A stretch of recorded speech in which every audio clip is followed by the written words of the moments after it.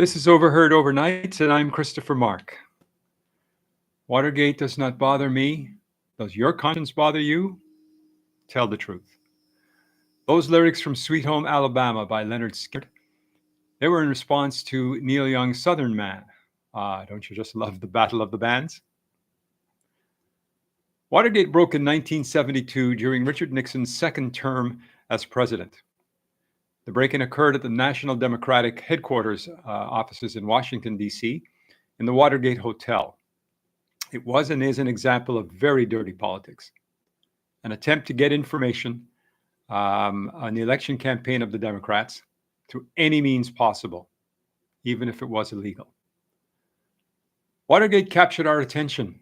I was 14 at the time, and it was a topic of discussion in at least one of our classes. And it was impossible to escape the news coverage. Let me wind you back to the media landscape of 1972. There were basically three national US TV networks. They dominated the market. Nightly newscasts at 6 p.m. were must-watch television. Walter Cronkite, anyone? In Canada, two big networks, CTV and CBC at the time. There were two daily newspapers serving the Toronto area, and some would argue Canada. And there were local radio stations that were very strong in the markets. And Watergate dominated news in all the media, especially on television. It ushered in new phrases that became part of common culture. Deep throat, a particularly memorable one, in reference to the source that gave reporters much inside information. Tricky Dick was another, and that was applied to President Nixon himself. It was a moniker that would stick with him until he passed. His most memorable utterance, however, is this one. Love it. I am not a crook. After the fact, the movie All the President's Men told incredible stories of the lies, the duplicity, the tactics that the president himself and his team, all his men, told to defend themselves. Watergate, though, was also a two-part story. The first was the break-in itself, which of course was illegal. The second, and much more interesting, the one that escalated all the way to the president's office, was the cover-up.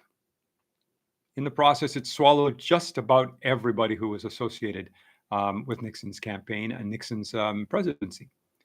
Now, as a sidebar, President Nixon was a Republican. And I can't help but note with much interest that the U.S. has been embroiled in all sorts of controversy since 2016. At the hands of the Republicans, but I digress. The story that caught my interest, though, and one of the was one of the Watergate conspirators, John Dean, and it's a story of redemption.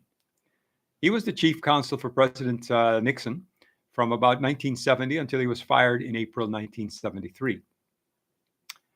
After the break-in occurred and the cover-up was in full swing, he was intimately involved in advising the president and team on defensive strategies. But Dean was no fool. He smelled a rat, and he was right. He was being set up as a scapegoat for the entire affair. They wanted to roll everything up under him and cap it at his level. And despite his deep involvement, though, he decided to look after himself.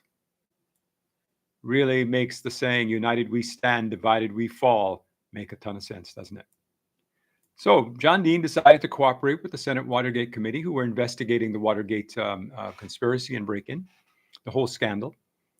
And he made a deal that resulted in him being found guilty at his criminal trial of just one charge, but with reduced jail time and time served. His testimony and subsequent trial were covered by all the news outlets, TV in particular. Massive ratings were enjoyed by the TV networks. And we, as viewers, enjoyed front row seats to the biggest political drama we had seen.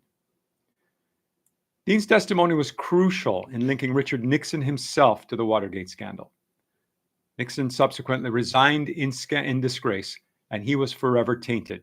He never got his redemption. Dean, on the other hand, rose from the ashes and built a new life. First as an investment banker, and hey, why not? An author was his next.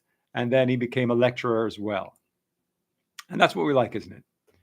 Redemption comes to the person who's contrite, who takes responsibility for their actions, and then pays the price. That strategy seems to wipe the slate clean. You get to move on with your life. But you know, Watergate was just the beginning.